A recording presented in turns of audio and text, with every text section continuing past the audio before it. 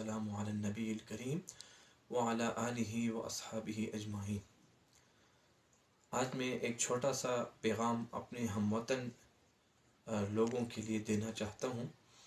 کچھ عرصہ قبل بھی میں نے ایک سلسلہ شروع کیا تھا جسے میں نے تعلیمات اسلام کے نام سے جاری کیا تھا، اور اس کے سلسلہ وار چھوٹے چھوٹے کلپس میں بنا کر پوسٹ میں دیتا تھا۔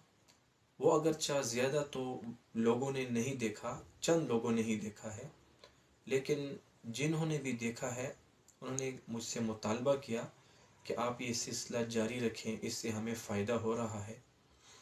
تو میں ایک مجبوری کی وجہ سے سوشل میڈیا پر نہیں آنا چاہتا تھا، اس لیے میں نے وہ سلسلہ موقوف کر دیا۔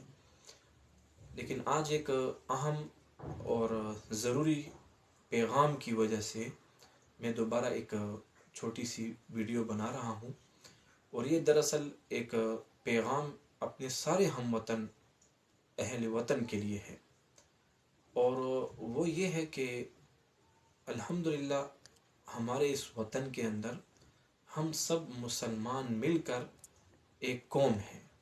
اللہ تعالیٰ کا شکر ہمیں ادا کرنا چاہیے کہ اللہ تعالیٰ نے ہمیں ایک آزاد اور اسلامی فلاحی مملکت میں پیدا فرمایا، اور ہم نے ہی اس کو بنانا یا بگاڑنا ہے۔ لیکن اب یہاں پر بہت ساری چیزیں ایسی ہیں جو ہمارے درمیان اختلافات پیدا کر رہی ہیں، اور ان اختلافات کی وجہ سے ہماری قوت کمزور سے کمزور تر ہوتی جا رہی ہے۔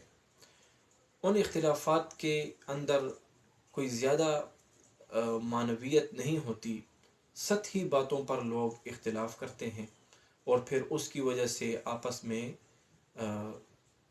دھڑلے اور آپس میں تنظیمیں اور آپس میں تقسیم در تقسیم ہوتے جاتے ہیں۔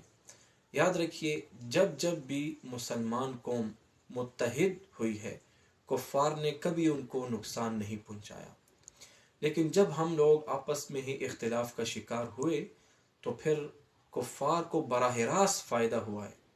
ہمیں فائدہ ہو نہ ہو، کفار کو لازماً اس کا فائدہ ہوا ہے۔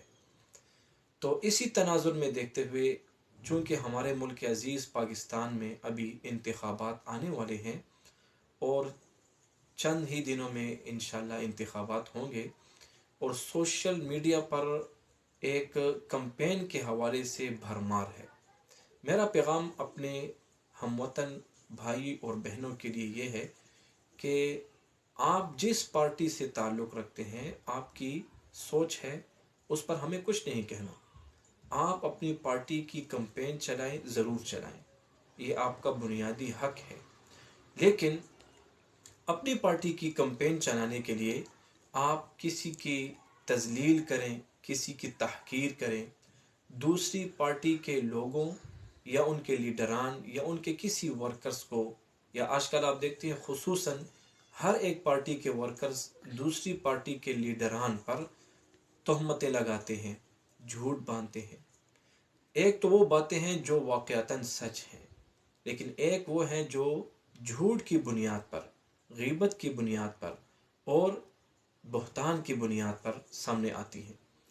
تو میرے عزیز ہم وطنوں، میری ایک گزارش ہے کہ آپ کسی کی تذلیل کر کے اپنی سیاست نہ چمکائیں۔ دیکھیے، جو مقرر ہوگا اللہ تعالیٰ کی طرف سے وہ آئے گا، لیکن آپ اپنی آخرت تباہ نہ کریں۔ اب ایک آدمی اپنی پارٹی کے لیے تو بہت زیادہ کمپین چلاتا ہے، لیکن اس کے ساتھ ساتھ وہ دوسرے لوگوں کی تحقیر کرتا ہے، دوسرے لوگوں کو خوب نیچ دکھا کر جتنا جس کا بس چل رہا ہے۔ اب سوشل میڈیا پر آپ دیکھیں، طوفان بدتمیزی ہے، اور گناہوں کی ایک معدن بن چکا ہے، معدن جہاں سے بہت سارے خزانے نکلتے ہیں، معدنیات جسے ہم کہتے ہیں۔ تو سوشل میڈیا آج کل معدن بن چکا ہے گناہوں کا، اور اس کے اندر بہت زیادہ گناہ، جھوٹ، فریب، دھوکہ، تذلیل اور جھوٹ اور تہمت لگا کر۔ اب آپ دیکھیے، حدیث شریف میں نبی کریم صلی اللہ علیہ وسلم نے غیبت کے بارے میں جتنی وعیدیں ارشاد فرمائی ہیں. اور پھر اس کے بعد بہتان لگانے والے پر، بہتان غیبت سے بھی بڑا گناہ ہے. تو یہ سارے گناہ سوشل میڈیا پر صرف اپنی جماعت، اپنے لیڈر کا نام چمکانے کے لیے کیے جا رہے ہیں.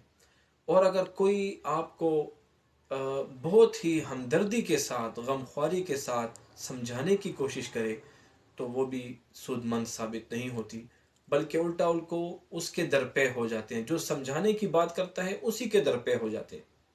تو یہ بہت بڑا نقصان ہے. اپنے آپ کو آخرت کا نقصان نہ پہنچائیں. دیکھیے، جو بھی آپ کسی پر الزام لگائیں گے، جھوٹا الزام لگائیں گے، تو وہ آپ کو اللہ تعالیٰ کی عدالت میں ثابت کرنا ہوگا.